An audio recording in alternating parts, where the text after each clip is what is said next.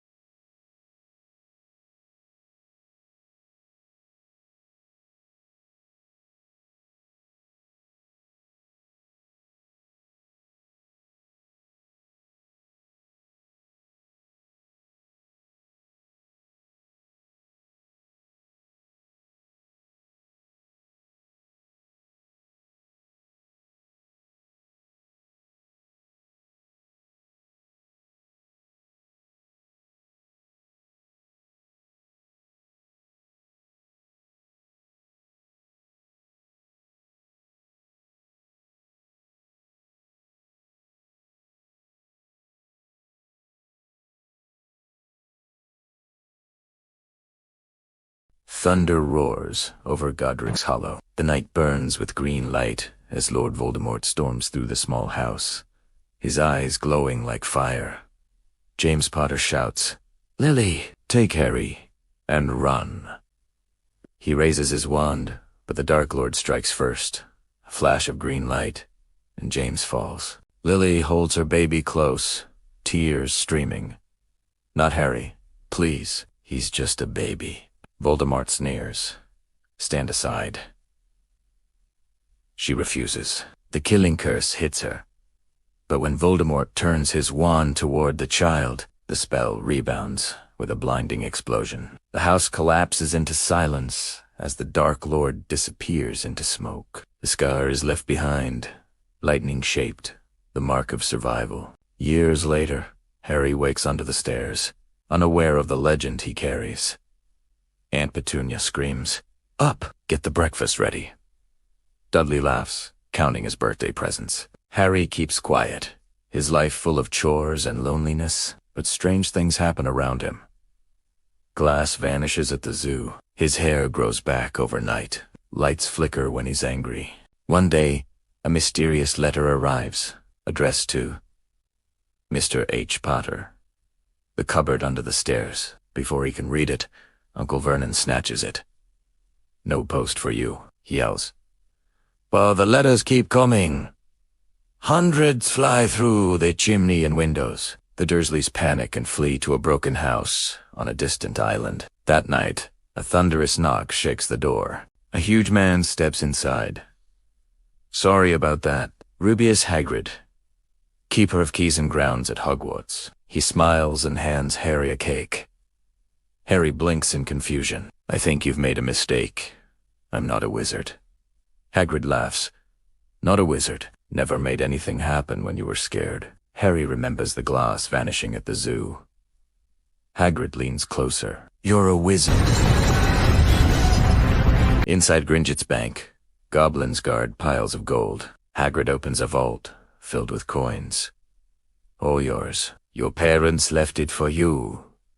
At Ollivander's wand shop, Mr. Ollivander hands Harry one wand after another. Each one fails, until one shines with golden sparks. Curious, Ollivander whispers. The one that chose you as a brother, who gave you that scar. At King's Cross Station, Harry holds his ticket. Platform tres quarta partes. He stares at the wall between platforms 9 and 10. Confused. Mrs. Weasley smiles. Best do it at a bit of a run. Harry runs and bursts through the wall. Before him stands the Hogwarts Express, red and gold. He boards the train. Inside, he meets Ron Weasley, a cheerful red-haired boy. Then Hermione Granger appears, sharp and confident. She fixes Ron's broken spell with ease. You've got dirt on your nose, by the way, she says. They laugh as the train speeds through the countryside. Night falls. Boats glide across the dark lake toward Hogwarts Castle, glowing under the moon. The great hall shines with floating candles. Professor McGonagall calls out names for the sorting hat. When Harry's name is called, he walks forward nervously. The hat drops over his eyes. Not Slytherin, it whispers. Better be. Gryffindor? Cheers erupt across the hall. Dumbledore smiles from his seat. Harry grins and joins Ron and Hermione thank you for at their saying table. so, Professor. I'm ready for what's next. All right, then. The Keepers have been waiting.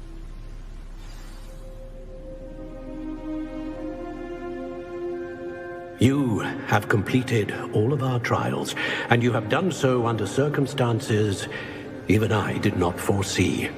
You understand now? Professor McGonagall spots him and smiles. I've found our new seeker. Soon, Harry becomes the youngest Quidditch player in a century, but adventure follows him everywhere. One night Harry, Ron, and Hermione discover a massive 3-headed dog guarding a trapdoor. That's not normal school stuff. Hermione gasps. Later, they learn the creature is protecting something called the Sorcerer's Stone, an object that can grant immortality. As the mystery deepens, Harry begins to suspect Professor Snape. But it's not Snape. It's timid Professor Quirrell hiding the truth. In the final challenge, Harry faces Quirrell alone. Voldemort's voice echoes through the room. There is no good and evil, only power. Harry refuses to give in. When Quirrell grabs him, his hands burn with white light. Love and courage destroy the darkness. Voldemort's spirit screams and vanishes. Harry wakes up in the hospital wing. Dumbledore sits beside him. You were protected by something very powerful, your mother's love, he says gently. At the year-end feast, Dumbledore awards last-minute points to Harry, Ron, Hermione, and Neville. Gryffindor wins the House Cup. The Great Hall